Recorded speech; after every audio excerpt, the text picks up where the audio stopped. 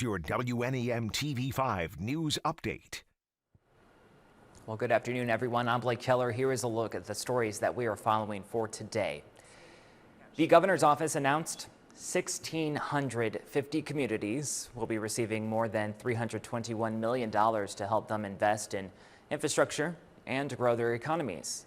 The funding can be used to respond to effects of the pandemic, bring back jobs, provide bonuses to essential workers, and much more. Recipients of the money will have until 2024 to identify what projects they want to spend it and disperse those funds. In mid-Michigan, Standish Township is receiving over $186,000 for a new water and sewer project, as well as some extra money for a water tower and lagoon. Bangor Township is receiving $1.3 million to replace drinking water lines, as well as 2 moist heat decontamination units.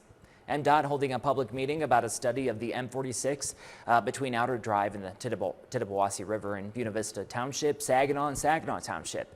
During the meeting, there will be a presentation on the project about current conditions and what alternatives could be considered. Now, the goal of that study is to identify existing and future issues and come up with solutions to enhance mobility for cars, people, bikes, and public transit. Anyone can go to that meeting. It starts at 6 p.m. It's at the YMCA in Saginaw on 4D Street.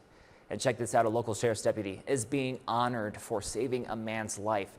The Bay County Sheriff's Office says Deputy Zerka responded to a call on July 13th on I-75 near US 10 about a car on the side of the road.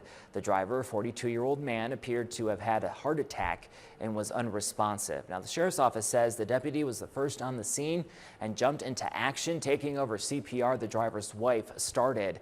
He also used an AED. Now, Sheriff Cunningham says thanks to the deputy's calm and quick thinking, the driver was taken to the hospital and survived. All right, here's John with a look at your forecast. Thank you very much, Blake. We got the forecast coming your way for the rest of Wednesday. A few more clouds definitely going to be possible as we get into the afternoon. A few shower chances also will be there as we're going throughout the rest of today. Definitely not going to be an all-day rain, so if you're not seeing the rain actively fall, partly to mostly cloudy sky looking good. Temperatures by the afternoon got a good mix of the upper 70s. I think north of the bay could have a few lower 80s poking in as we go further south down near the Tri-Cities areas throughout the Thumb and near Genesee County. Now, chances for rain, it's going to be on the low end as we go throughout the rest of the week. I think past the few showers we could see today, there will be another chance, especially as we're going into Thursday morning. Past that, it looks like we're really going to have to wait until we do get into next week, but we're setting up for a beautiful weekend, last weekend of July, if you can believe it, and that does come with a little bit of a warm-up as we are getting into at least the second half of the weekend. Temperatures could be approaching 90 right there as we get close to next Sunday and Monday. So there it is, into the next 7. You got a few shower chances today. Could even have a few rumbles of thunder in the mix. We will have to watch that, but that's going to be a very isolated chance. A few more pop-up chances on Friday. I'm anticipating a lot more dry time, especially there as we get into the weekend. And then past that, we will monitor yet a few more rain chances by next Monday evening into Tuesday.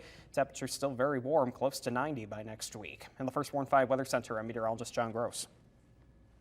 Remember to tune into WNEM TV5 on air and online 24/7 for the latest news, weather, and information.